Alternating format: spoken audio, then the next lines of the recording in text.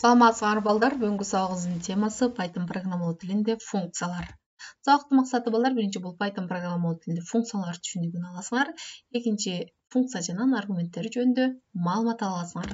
Анда демек бүгүнкү сабагыбыздын планы биринчи бул функция түшүнүгү, экинчи функция жана аргументтери, үчүнчү сабакты бышыктап жыйынтыктайбыз. Анда демек биринчи план балдар функция жөнүндө түшүнүк.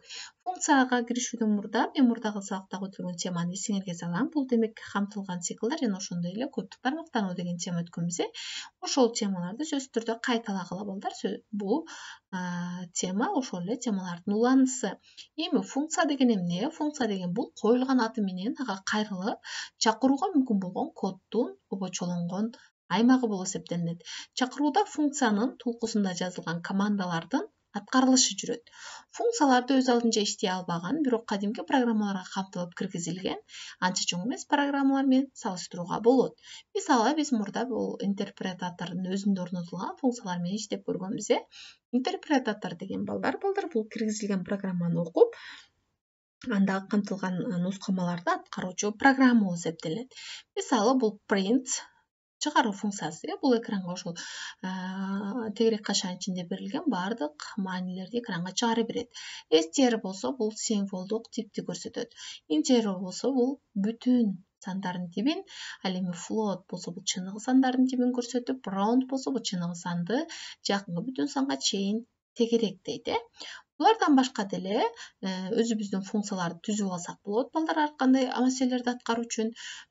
Мисалы, Python тилинде эгер кайсы бир алгоритм кайталанып жатса, демек аны функция катары жазып алууга мүмкүндүк бар балдар.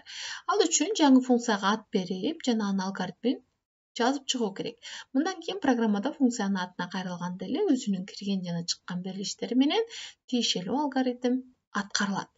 Функцияны аткаргандан кийин программанын иши функцияны чакырган командадан кийин кайра улана берет. Мисалга, программанын бир нече жеринде экранга программада ката деген билдирүүнү чыгарыш керек болуп жатат. Мисалы, анда эмне кылабыз? Print программада ката деп беребиз. Эгерде ошондой түрүндө берсек, эч кандай функция колдонбосок балдар, анда демек бул керектүү жерлерге баарын ошол print функциясы аркылуу берип чыгышыбыз керек.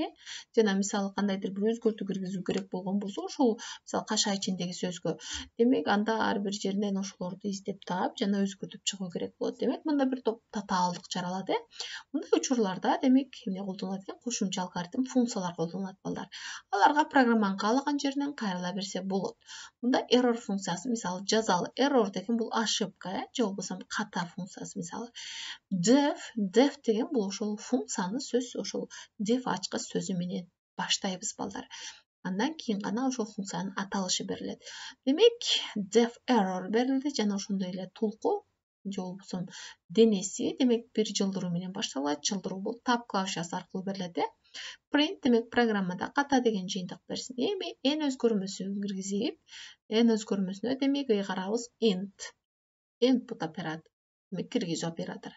Жана шарттоо оператору бул жерде if аркылуу шарт берилди. Демек n 0дон кичине болсо, анда демек error чыгыш керек. Error бул программада ката деген жыйынтык чыгыш керек. Эми карагыла, мисалы ушуну программада карайлы балдар. Мисалы, Python idle ишке чегерип алабыз жана ошондой эле жаңы файл түзүп алабыз. Жаңы файл түзүп, мисалы, ушул программаны мисалы жазалы def error деп чакырат экенбиз. Сөзсүз def ачкыч сөзү менен берилет.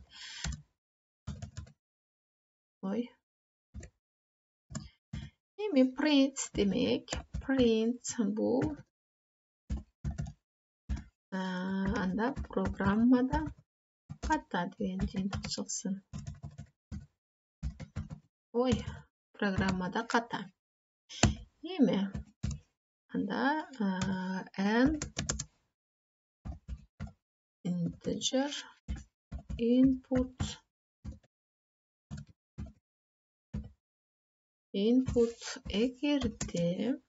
эгерде n кичине болсо 0дон, анда error. Эми F5'ти басабыз. сактап алалы.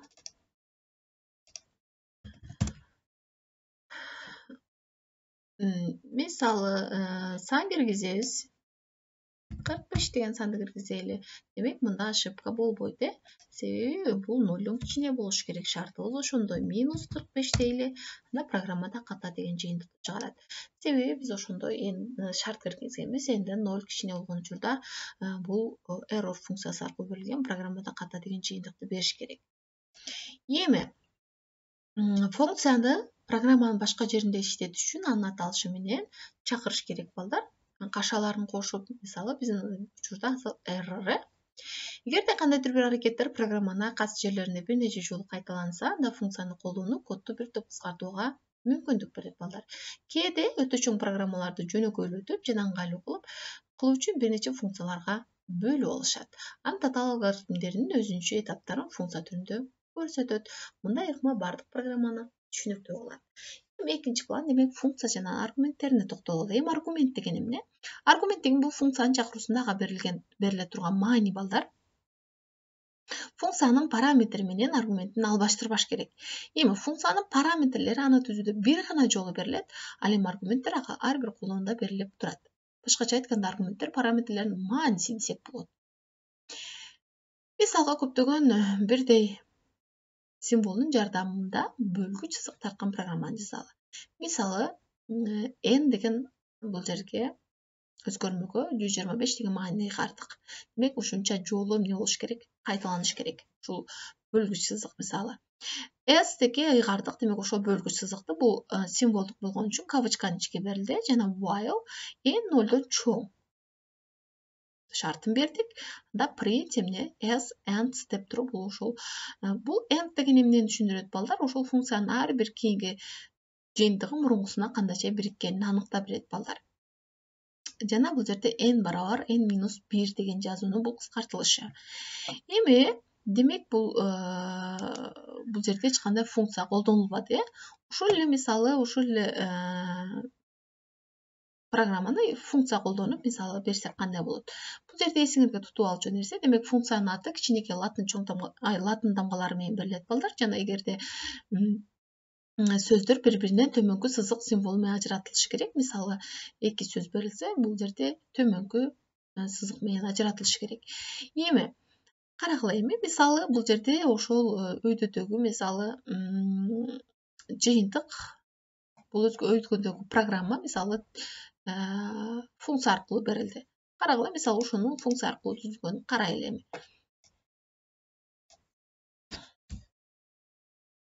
Def print демек, бул астыңкы сызык менен ажыратылып берилет. Жана бул жерде s n. Эми карагыла, бул s n бул параметрлери болуп эсептелет балдар. S n параметрлери. Ал эми print char болсо, бул ошол функциянын аты.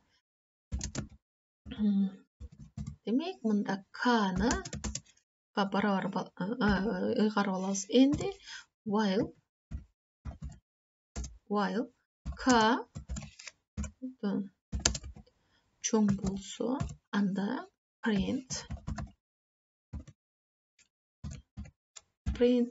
анда s-ди and бул жерде демек k барабар k-1 дегенди түшүндүрөт балдар. Биз толук эле жазалы, силерге түшүнүктүүрөөк болуш үчүн. Print char анда бул мындай бир же болбосо мындай тире коюп койсок да болот балдар. 10 жолу демек кайталаш керек. Демек, негизги программа аргументтери бул демек эмне экен? Тире жана 10 жолу кайталанышы керек экендиги. Эми F5-ти басабыз, жыйынтыгы эмне болот? Ошол тире бул 10 жолу кайталанды бул жерде. Түшүнүктүү болду. Эгерде карагыла, ошол эле программаны бул жерде эгерде анын ичиге үтүр менен берген болсок, ошол тирелер бири-бирине өчүр менен ажыратылат. Карагыла эми.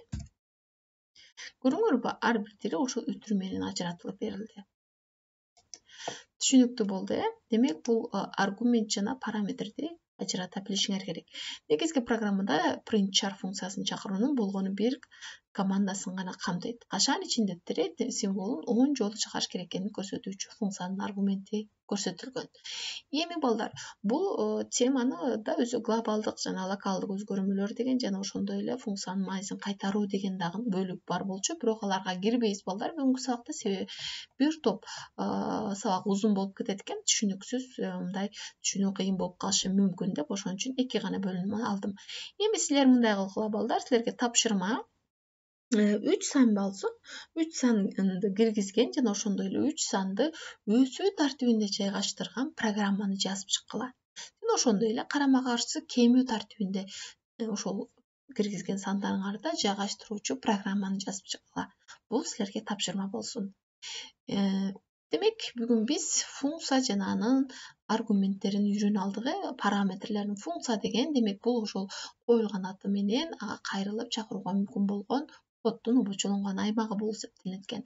Жана ошондой эле анын параметрлери жана аргументтери, параметрлери бир гана жолу чакырылса, ал эми бир гана жолу берилсе, ал эми аргументтери ар бир колдонууда берилип турат экен. Муну жөнөкөй тил менен айтканда, демек аргументтер параметрлердин маанисин катары түшүнсөк болот экен. Эми демек тапшырма түшүнүктүү болгон болсо, демек тапшырманы түшүндүк эле. Дагы бир жолу кайталайм. 3 санды киргизген жана ошондой эле 3 санды өсүү тартибинде жана ошондой эле кемүү тартибинде жайгаштырган бизге программаны түзгүлө. Анда сабак түшүнүктүү болгон болсо, кийинки сабактарда жолугушканча балдар.